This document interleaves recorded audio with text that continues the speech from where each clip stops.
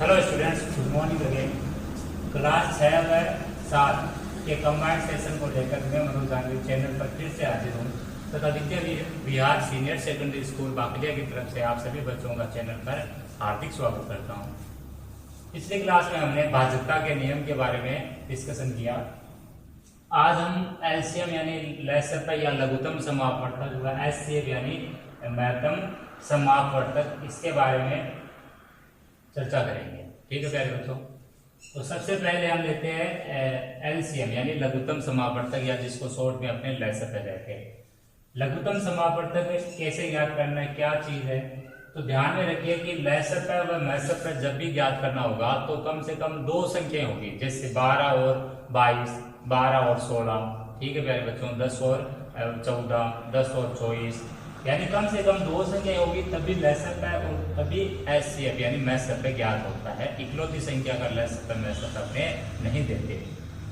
ये पहला पॉइंट था मेरा। अब है लसप यानी एलसीएम और एचसीएफ ज्ञात करने के लिए क्या करना होता है, ये पूरी प्रोसेस अपने यहाँ पर जानेंगे। तो एक उदाहरण लेते हैं, उदाहरण एक जिसमें 12 व 21 का लसप यानी एलसीएम या लघुत्तम समापवर्तक ज्ञात कीजिए। 12 और 21 दो संख्याएं हैं, अभी हमने दो संख्याएं लिए, उसके बाद में संख्याएं आगे से और भी बढ़ाई जा सकती है, जैसे 3 संख्याओं का लसप है, 4 संख्याओं का लसप है। ठीक है प्यारे बच्चों, तो लसप ज्ञात करना है 12 और 21 का, तो आपको क्या करना है, सबसे पहले आपको ये चिन्ह बनाना है 12,21। ये एक चीज ये दिमाग में रखिए, 12 और 21 का जो ये लसप ज्ञात करने की मैं विधि सिखा रहा हूँ, ये भाग विधि है आपकी। कौन सी विधि है? भाग विधि। जब नहीं कहा जाता है तो लसप हमें भाग विधि से ज्ञात करना है। बाकी लसप ज्ञात करने की अन्य भी विधियां होती है, जैसे अभाज्य गुणनखंड विधि से लसप ज्ञात करना और महसप ज्ञात करना। तो हम अभी पहले लसप ज्ञात करने की भाग विधि है वही सीखेंगे छोटी क्लासों में, 6वीं 7वीं में वही विधि आपके आगे की क्लासों में जो है अपने अभाज्य गुणनखंड विधि से भी लसप ज्ञात करते हैं। तो आपको ध्यान रखना है कि जिन संख्याओं को लसप ज्ञात करना उनके लिए पहले ये चिन्ह बना लो आप। ठीक है प्यारे बच्चों, उसके बाद में जो जितनी भी संख्या, जैसे दो संख्याओं लसप 3 का 4 का, तो उनको आप क्या लगाओ, कोमा लगा के लिखो। जैसे 12, 21, आगे मान लो 36, फिर आगे मान लो 102, तो कोमा लगा के उन संख्याओं को लिखना है। फिर ध्यान रखिए। अब अगला नियम क्या है, अगला नियम ये है कि 12 और 21 इन दोनों में कम से कम एक ऐसी संख्या देखिए जिसका भाग जाता है, और शुरुआत हमेशा किससे करनी होती है, आपको 2 से। शुरुआत हमेशा हर बार आप एक बार जैसे 2 का भाग लगा लिया आपना, तो आगे भी जब वापस शुरुआत करेंगे, रीस्टार्ट करेंगे, तो फिर 2 से, फिर आगे और शुरुआत करेंगे तो फिर 2 से, यानी कहानी हर बार 2 से स्टार्ट करनी है। और 2 का भाग तभी देना है प्यारे बच्चों जब इन दोनों या तीनों या चारों जो भी जितनी भी संख्याएं होगी उनमें से किसी एक में जाए। ऐसा नहीं है कि 2 संख्याएं हैं, दोनों में 2 का नहीं जा रहा है फिर भी आप जबरदस्ती भाग ले रहे हो, तब 2 का नहीं जा रहा है तो फिर चेक करो 3 पे, 3 का नहीं जा रहा तो चेक करो 5 के, 5 से नहीं जा रहा तो 7 से। आपको भाग अभाज्य संख्याओं का देना है। अभाज्य संख्या आप समझ गए होंगे कौन सी है। तो यहाँ 2 से मैं अगर चेक करूँ तो 2 का भाग 12 में जा रहा है, क्योंकि 2 का भाग मैंने कैसे पता कर लिया 12 में जा रहा है, तो मैं 2 का अगर यहाँ बोलूंगा ना भाग 2 का देते हैं, तो आपको तुरंत दिमाग में लेना है कि 2 की भाजकता का नियम क्या है। तो 2 की भाजकता नियम है, इकाई अंक देख लो, 0, 2, 4, 6, 8 होगा, उस संख्या में जाएगा। जैसे 12 में इकाई अंक 2 है तो 12 में 2 का जा रहा है, और मैं यही कहना चाह रहा हूँ कि किसी एक में जाए तब दे दो, दोनों में नहीं जाएगा तो नहीं देना, दोनों में जाए तो वो आपके देना ही होगा। तो यहाँ 2 का भाग लगा रहा हूं मैं, 12 में कितनी बार जाएगा प्यारे बच्चों, 6 बार। तो यहाँ मेरे को क्या लिखना है, 12 में 2 का भाग 6 बार ये लिखना है आपके। इसके बाद में 21 में 2 का भाग नहीं जा रहा तो 21 को जो का त्यों लिखना है। जिसमें भाग नहीं जा रहा उसको है वैसा का वैसा, जिसमें भाग जा रहा है उसमें भाग का यहाँ लिखना है। आगे अब 6 और 21 बन गया नया मान, तो 6 और 21 में फिर कहानी 2 से स्टार्ट करनी है। 2 का भाग 6 में जा रहा है इसलिए देना है, 2 का भाग 6 में 3 बार जा रहा है, 21 में नहीं जा रहा तो 21 को 21 लिखना है। आगे समझिए। अब 3 और 21 में आपको पता है कि 3 और 21 में 3 अपना है वो अभाज्य अंक है, अभाज्य अंक 3 में 3 का ही जाएगा, 2 का तो जाएगा नहीं। तो 3 में 3 का जाएगा और 21 में भी आपके 3 का जा रहा है। इसका मतलब है कि यहाँ पर 3 का भाग देना है। ऐसा नहीं होना चाहिए कि 2 का दिया फिर आपके 3 का जा रहा है, 3 का नहीं देके आप कह सकते हो कि 21 में 7 का जा रहा है तो आप 7 का लगा रहे हो। यहाँ जो संख्याएं जो भाग देने में काम में लेते हैं वो बढ़ते हुए क्रम में जाते हैं आगे। जैसे पहले 3 आया, इसके बाद में 7 का अगर भाग लगेगा तो 7 का नंबर बाद में आएगा। तो 3 का भाग 3 में एक बार जाता है, 21 में कितनी बार जाता है? 7 बार। अब बच्चों जब भी आपके भागफल में यहाँ 1 आ जाता है तो 1 को छुपा लो आप थोड़ा।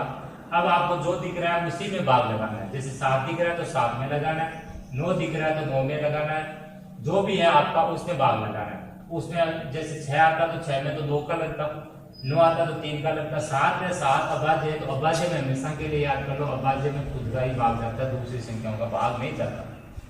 जब आपके यहाँ पर भाग देते देते एक एक बन जाए, जितने अपनी संख्याएं थी उतनों के लिए एक बन जाए, जैसे 2 संख्याएं 2 एक बन जाए, 4 संख्याएं 4 एक बन जाए, 5 संख्याएं 5 एक बन जाए, तो समझ लेना आपका भाग देने की प्रक्रिया आपको खत्म हो चुकी है। अब भाग वगैरह नहीं लगाना है। तो अब आपको लिखना क्या है? अतः आपको लिखना है आगे, अतः 12,21 का लसागु बराबर 12,21 का लसागु बराबर, ये जो संख्याएं जो आपने भाग देने में काम में ली है इनको आपको एक साथ क्या करना है? गुणा करना है। 2 गुणा 2 गुणा 3 गुणा 7। अब गुणा कैसे करना है बच्चों? आप दो संख्याओं को गुणा कीजिए। जैसे पहले 2 को 2 से गुणा कीजिए, 4 आया। अब 4 को गुणा कीजिए किसके साथ? नकली संख्या के साथ। तो 4 गुणा 3 कितना है? 12। अब 12 को किसी के साथ गुणा कीजिए? 7 के साथ। तो 12 7 कितना हो गया? 84। तो कहने का मतलब है इन सभी वैल्यूज को जब गुणा करेंगे तो गुणा करने पर कितना आएगा आपके? 84। ये 84 आपका क्या है? 12 और 21 का लसागु है। लसागु का मतलब होता है कि वह छोटी से छोटी संख्या जिसमें जितनी भी संख्याएं जिनका लसागु ज्ञात करना है उनका भाग जाए। वह छोटी से छोटी संख्या जिसमें दी गई संख्याओं का भाग जाता है वही संख्या अपनी क्या होती है? लसागु होती है। जैसे 12 और 21 के लिए छोटी से छोटी संख्या कौन सी है? जिसमें 12 का भी भाग जाएगा, 21 का भी जाएगा, तो आप कहोगे वो संख्या आपकी क्या है? 84, जिसमें 12 का भी जाता है और 21 का भी भाग जाता है। ये बच्चों आपके लसागु हुआ। अब हम बात करते हैं, एक और सवाल लेते हैं लसागु के लिए। दूसरा उदाहरण लेते हैं।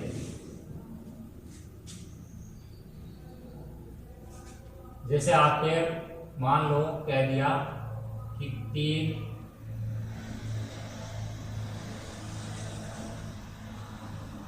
12 और 24 का लसागु ज्ञात कीजिए। इन 3 संख्याओं का लसागु ज्ञात करना है। संख्याएं कितनी भी हो सकती है, लसागु ज्ञात करने में कम से कम 2 होगी, ये ध्यान रखें। तो हल में क्या लिखना है? सबसे पहले आप लसागु ज्ञात करने के लिए चिन्ह बना लो 3, 12, 24। अब आपको भाग किसका लगाना है? शुरुआत में छोटी से छोटी संख्या 2 होती है उससे शुरुआत करनी है, लेकिन 2 का भाग तभी यहाँ पर लगाना है जब इन तीनों में से किसी एक में जाए। तो 3 में नहीं जा रहा लेकिन 12 में जा रहा है, इसलिए देना होगा। 3 में नहीं जा रहा तो 3 को 3 ही लिखना है, जिसमें नहीं जा रहा उसको है वैसा वैसा उतार दो। 12 में 2 का भाग 6 बार जाएगा और 24 में आपका भाग 12 बार जाएगा। अब ये जो नई संख्याएं बनी है इनमें फिर से मेथड 2 से ही भाग लगा के चेक करना है। 2 का जाएगा तो लगाना है, नहीं जाएगा तो 3 पे चेक करना है, 3 का नहीं जा रहा है तो 5 पे चेक करना है। ऐसे आपको क्रम से बढ़ना है। तो 2 का जा रहा है, 3 में नहीं जा रहा लेकिन 6 में 3 बार जाता है, 12 में 6 बार जाता है। फिर आपका 2 का जाएगा क्योंकि 6 है इस वजह से, 3 में नहीं जाएगा, 3 में नहीं जाएगा, 6 में 3 बार। अब लास्ट में 3 3 3 आ गया, इसका मतलब अभाज्य अंक आ गया। 3 अभाज्य अंक है तो इनमें 3 का जाएगा और 1 आ गया, इसका मतलब अब अपना भाग देने की प्रक्रिया खत्म हो चुकी है। तो अब आपको क्या करना है? अतः लिखना है 3, 12, 24 का लसागु बराबर, इनको आपस में गुणा करना है। तो 2 गुणा 2 उतारते वक्त ध्यान रखिए कोई संख्या मिस्टेक से छूट न जाए और कोई दूसरी संख्या ना उतार दो बोलते। तो 2 गुणा 2 4 बना, 4 गुणा 2 8 बना और 8 गुणा 3 24 बना। इसका मतलब है गुणा करने पर कितना बना? 24। तो 3, 12, 24 का लसागु कितना है? 24। इसका मतलब ये है कि 3, 12, 24 के लिए वह छोटी से छोटी संख्या 24 है जिसमें इन तीनों का एक साथ भाग जाता है। 3 का भी जाता है, 12 का भी जाता है, 24 का भी जाता है। ठीक है बच्चों, ये लसागु की बात हुई। अब इसमें एक चीज आप नोट कीजिएगा, वो क्या है? वो एक लाइन है, वो आप नोट कर लेना। वो लाइन ये है कि अगर दी गई संख्याएं ऐसी है जो कि सभी की सभी अलग अलग है, यानी सब में आपके अलग अलग संख्याएं हैं। जैसे एक संख्या 2 बोला, एक मैंने 3 बोला, एक 5, तो 2, 3, 5 में आपके सारी की सारी संख्याएं क्या है, अलग अलग।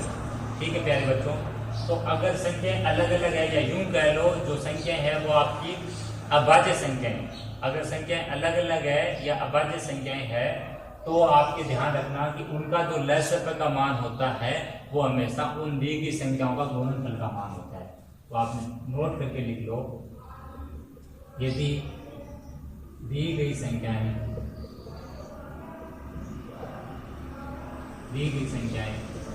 अलग अलग हो तो लसप उनका गुणनफल होता है। जैसे 2, 3, 5 का लसप है।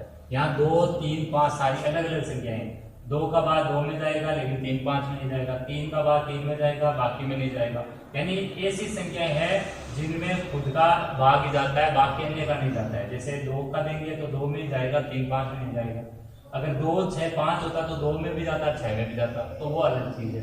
तो अगर कोई संख्या इस टाइप में है जिनमें खुद का ही भाग जाता है का लसप है, इनका आपस में गुणा, इन 2 गुणा 3 गुणा 5 कितना हो जाएगा प्यारे बच्चों, 30।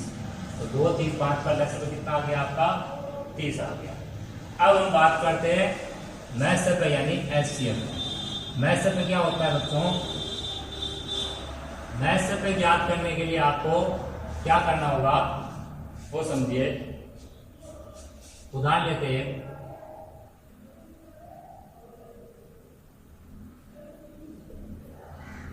3, 6 और 24 का, या छोटी संख्या ले लीजिए, 2 संख्या ही ले लीजिए एक बार, 12,36 का मैसप है। ध्यान रखिए, मैसप ज्ञात करने की जो विधि काम में ले रहा हूं मैं, वो आपकी है अभाज्य गुणनखंड विधि। कौन सी विधि है प्यारे बच्चों, अभाज्य गुणनखंड विधि। लसप ज्ञात करने की भाग विधि भी है, अभाज्य गुणनखंड विधि भी है, लेकिन यहाँ मैसप ज्ञात करने की जो विधि है अभाज्य गुणनखंड विधि से क्या कीजिए, ये प्रश्न रखना। तो यहाँ जो मैसप ज्ञात करने की जो विधि है वो आपकी क्या है, अभाज्य गुणनखंड विधि है। अभाज्य गुणनखंड का मतलब क्या होता है कि जो दी गई संख्याएं हैं उनका अलग अलग गुणनखंड करना है, और गुणनखंड में जो भाग लगाना होता है वो अभाज्य संख्याओं का लगाना होता है। इसे समझे रूल से आपको क्या करना है, यहाँ पर 12 का और 36 का क्या करना है, अभाज्य गुणनखंड। तो आप लिखोगे सबसे पहले 12 व 36 के अभाज्य गुणनखंड, अभाज्य गुणनखंड करने पर, अभाज्य गुणनखंड करने आपको 12 और 36 का अभाज्य गुणनखंड करना है। अभाज्य गुणनखंड के लिए चिन्ह ऐसा ही है जो लसप में है, लेकिन ध्यान रखिए कि जब मैसप ज्ञात करेंगे तो संख्याएं जितनी भी होगी उनको अलग अलग चिन्ह बना के लिखेंगे। जैसे 12, 36, 48 होता तो 3 चिन्ह, 3 संख्याओं के लिए 3 चिन्ह, 2 संख्याओं के लिए 2 चिन्ह, 2 से कम संख्या होगी नहीं। अब 12 में आपको भाग लगाना, वो अभाज्य संख्या में लगाना है। अभाज्य संख्या सबसे छोटी होती है 2, लेकिन देखना है 2 का जाएगा या नहीं जाएगा। 2 का नहीं जा रहा, 3 पे ट्राई करो, 3 का नहीं जा रहा, 5 पे ट्राई, 5 का नहीं जा रहा, 7 का ट्राई।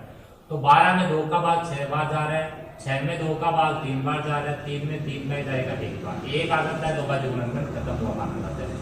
36 पे ट्राई करते हैं, 36 में 2 का जाएगा 18 बार, 18 में इकाई 8 होने की वजह से 2 का जाएगा 9 बार, 9 में आपका 2 का नहीं जाएगा तो अगला अभाज्य अंग होता है 3, 3 का जाएगा 9 में 3 बार, और 3 खुद में आपका 3 का जाएगा 1 बार। ये अभाज्य गुणनखंड करने है आपको सबसे पहले। इसके बाद में क्या लिखना है, अब आपको लिखना है अतः 12 बराबर और 36 बराबर, पहले पहली संख्या, फिर नीचे दूसरी, फिर नीचे तीसरी, फिर चौथी, इस टाइप की संख्या लिखनी है। 12 के बाद में 12 के लिए किन संख्याओं को यूज किया, 2 गुणा 2 गुणा 3। 36 के लिए किन को यूज किया, 2 गुणा 2 गुणा 3 गुणा 3, इनको यूज किया आपने। ठीक है प्यारे बच्चों, अब आपको क्या करना है, अब आपको देखना है कि जो अंक 12 के लिए यहाँ पर आया है वही 36 के लिए आया है, तो उनको आप ऐसे घेरा बना लो, जैसे 2 ऊपर है 2 नीचे भी, आगे पीछे हो सकता है लेकिन होना चाहिए। इसमें 2 है तो इसमें भी 2, इसमें 3 है तो इसमें भी 3, यहाँ 3 है तो यहाँ पर भी 3, यहाँ 2 है तो यहाँ पर भी 2। ये घेरा बनाने के बाद में क्या करना है, इन घेरों में से एक एक संख्या लेनी है। इसका मतलब कॉमन क्या लेनी है, कॉमन। जैसे 2 इसमें 2 इसमें, तो ये कॉमन हो गया, तो इनमें से किसी एक को ले लो। ये 2 इसमें भी है तो 2 इसमें भी कॉमन है, 3 इसमें भी है, 3 इसमें, 3 कॉमन है। इन सभी घेरों में से एक एक संख्या लेके उनको आपस में गुणा करना है। तो आपको लिखना है तब 12,36 का मैथम समापक बराबर इस घेरे में से 2, आगे में से भी 2, इसमें भी से 3, और इनको आपस में गुणा, तो 2 गुणा 2 4, 4 गुणा 3 कितना हो गया 12। तो कहने का मतलब है मैथम कितना आ गया आपका 12। तो 12 और 36 का मैथम का मान कितना है 12। अब मैथम का मतलब समझिए, मैथम का मतलब है, मैथम का तो मतलब होता है कि वह छोटी से छोटी संख्या जिसमें दी गई संख्याओं का भाग जाएगा। ठीक है प्यारे बच्चों, जिसमें दी गई संख्याओं का भाग जाएगा। और मैथम का मतलब होता है कि वह बड़ी से बड़ी संख्या, मैथम का मतलब बड़ी से बड़ी है, मैथम का मतलब छोटी से छोटी। तो वह बड़ी से बड़ी संख्या जिसका भाग दी गई संख्याओं में जाएगा, वह बड़ी से बड़ी संख्या जिसका भाग दी गई संख्याओं में जाएगा, वही संख्या क्या होती है आपका दी गई संख्याओं का मैथम होता है। ये मैथम ज्ञात करने का आपका तरीका होता है अभाज्य गुणन करने से। ठीक है प्यारे बच्चों, एक सवाल हम और लेते हैं ताकि आपके और समझ में आ जाए। उसके बाद में एक इंपॉर्टेंट जो लाइन है वो मैं लिखूंगा। तो यहाँ पर दूसरा एग्जाम्पल लेते हैं, उदाहरण नंबर 2, जिसमें आपके 10, 18 व 36 का मैथम है किस विधि से ज्ञात करना है, अभाज्य गुणन विधि से ज्ञात करना है। तो आप कैसे करोगे, पहले 3 चिन्ह बनाओगे, क्योंकि 3 वैल्यू है, थोड़ा डिफरेंस यानी थोड़ा गैप देके लिखोगे इनको। यहाँ 10 को लिखो, यहाँ 18 को लिखो, यहाँ 36। ये हम सबसे पहले क्या ज्ञात करें, अभाज्य गुणन करना। मैथम ज्ञात करने में पहले अभाज्य गुणन करना है।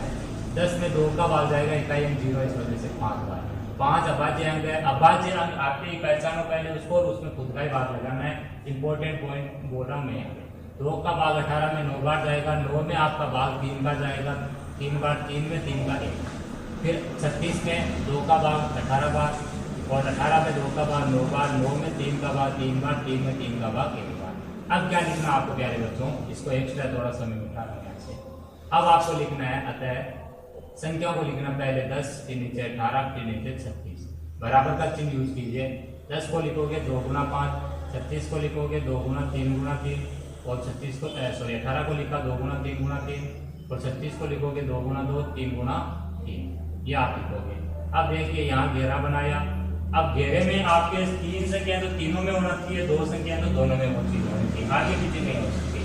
अब देखिए 5 इसमें है, लेकिन 5 इनमें नहीं है, और इसके पास में और कोई संख्या ही नहीं है। इनके पास भले ही 3 3 है, लेकिन वो अपने कोई काम का नहीं है, संख्या होनी चाहिए तीनों में ही।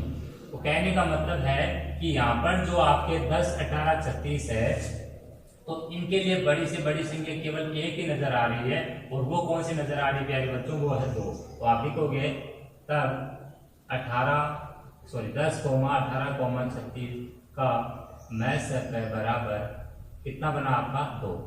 इसका उत्तर आपका 2। ठीक है प्यारे बच्चों, 10, 18, 36 के लिए बड़ी से बड़ी संख्या कितनी है, 2 है, जिसका भाग इन तीनों संख्याओं में जाएगा। ये बड़ी सी बड़ी वो संख्या है जिसका भाग इन तीनों में जाएगा। आगे क्या करना है समझिए। अब आपको मैथम समझ में आया, विधियां कौन सी है वो विधियां समझ में आई। मैथम भाग विधि से, मैथम अभाज्य गुणनखंड विधि से है। अब मैं यहाँ पर मैथम के लिए इंपॉर्टेंट पॉइंट लिख रहा हूँ, नोट कीजिए उसको। नोट,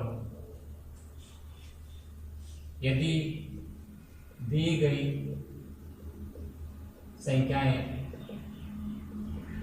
अलग अलग अभाज्य संख्याएं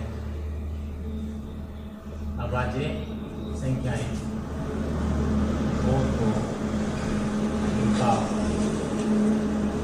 मैथम सदैव एक होता है। जैसे